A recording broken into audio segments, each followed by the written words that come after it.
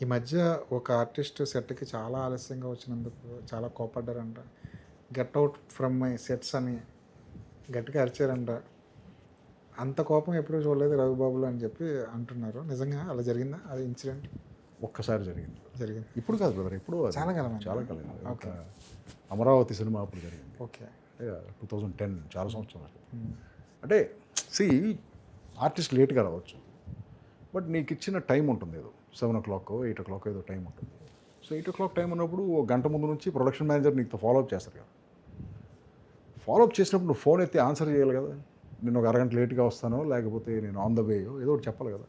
నువ్వు ఫోన్ ఎత్తనప్పుడు ఇక్కడ ఆర్టిస్టులు అందరూ వెయిటింగ్లో ఉన్నప్పుడు చాలా ఇబ్బందిగా ఉంటుంది కదా. సో సీన్ అయిపోయిన తర్వాత వచ్చాడు ఆర్టిస్ట్. అయిపోయిన తర్వాత ఇంకా అవసరం లేదురా నువ్వు పో అన్నాను. మరి అతను లేకుండా సీన్ ఎలా చేశారు? వేరే ఇంకొక అసిస్టెంట్ డైరెక్టర్ ఉన్నాడు, సేమ్ అతనిలాగే ఉంటాడు చూడటానికి. Back shots. ఆ వైట్ కోట్ వేసి అతన్ని సజెషన్ షాట్లో పెట్టేసి సీన్ ఫినిష్ చేసి. మీరు ఎప్పుడైనా సెట్‌కి ఆలస్యంగా వెళ్ళారా? Never sir, never. Never. Time ఇప్పుడు మీరు ఇక్కడ 4:30 అన్నారు. 4:30 4:20కి ఉన్నాను కదా ఇక్కడ. అవును. So that is my thing, I hate being late. నా టైం ఎవరైనా వేస్ట్ చేస్తే నేను సహించలేను బ్రదర్. అలాగే నేను ఇంకొకరి టైం వేస్ట్ చేయడానికి ఇష్టపడను. ఇండస్ట్రీ అంటే గ్యాదరింగ్స్ చాలా ఎక్కువ ఉంటాయి.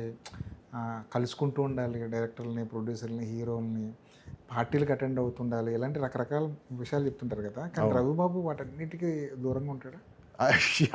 నేను వెళ్ళను బ్రదర్, నేను పార్టీలకు వెళ్ళను. ఎందుకంటే నాకు బేసిక్గా ఈ మందు అలవాటు లేదు. కానీ జనం నమ్మరేమో ఈ మాట చెప్తే. అంటే సిగరెట్లు కాలుస్తాను కానీ మందు అలవాటు లేదు. సో ఎప్పుడైతే అది లేదో, పైగా ఇంకొక అలవాటు ఏముందంటే బాగా ఎర్లీగా లేసే అలవాటు ఉంది. 3:30కి లేసే అలవాటు ఉంది. సో 3:30కి లేసే అలవాటు ఉన్నప్పుడు 9 గంటలకు పడుకుంటాను, 9:30 పడుకుంటాను. సో ఇది ఇక్కడ నాకు ఛాన్స్ లేదు అసలు. నేను ఎక్కడన్నా బయటికి వెళ్ళి పార్టీ, ఎందుకంటే నాకు ఇది very important. Early morning leg అవటం, జిమ్కి వెళ్ళటం, లేకపోతే నా రొటీన్ అలా స్టార్ట్ చేయడం అనేది చాలా ఇంపార్టెంట్. సో దానికోసం నేను పార్టీ కాదు కదా దేన్నైనా సాక్రిఫైస్ చేస్తాను. సో ఫస్ట్ నుంచి నా లైఫ్ స్టైల్ అలాగే ఉంది కాబట్టి నాకు ఆ సోషలైజ్ అయ్యే ఛాన్స్ దొరకలేదనమాట ఇక్కడ. 3:32 అంటే జిమ్కి ఎంత టైం కేటాయిస్తారు? ఏం లేదు బ్రదర్, 3:30 టైంకి మెలకు వచ్చేస్తుంది. ఎందుకంటే బాడీ క్లాక్ అలవాటు అయిపోయింది కాబట్టి 3:30 మధ్యలో మెలకు వచ్చేస్తుంది. సో మెల్లగా లేచి ఏదో కాఫీ పెట్టుకుని రెడీ అయ్యేసరికి 4:30, ఫోన్లు చూసుకుని ఏదో మెసేజ్లు పంపి 4:30 నా మెసేజ్లన్నీ మా వాళ్ళకి 3:45 ఆ టైంలో ఉంటాయి అనమాట మెసేజ్లు, మా ప్రొడక్షన్ వాళ్ళకి కానీ అసిస్టెంట్ డైరెక్టర్లకు కానీ. సరే వాళ్ళు ఎప్పుడు లేచినప్పుడు చూస్తారని 4:40 4:40 4:45కి జిమ్లో ఉంటాను నేను. 6:15 దాకా జిమ్లో ఉంటాను. ఆ తర్వాత షూటింగ్ లేకపోతే ఎవరన్నా కలుస్తాం ఫ్రెండ్స్ ఎక్కడో కాఫీలకో వాటికి, ఇలా డే స్టార్ట్ అవుతుంది. షూటింగ్ ఉంటే వెళ్ళిపోతాం. ఇది స్టాండర్డ్ రొటీన్.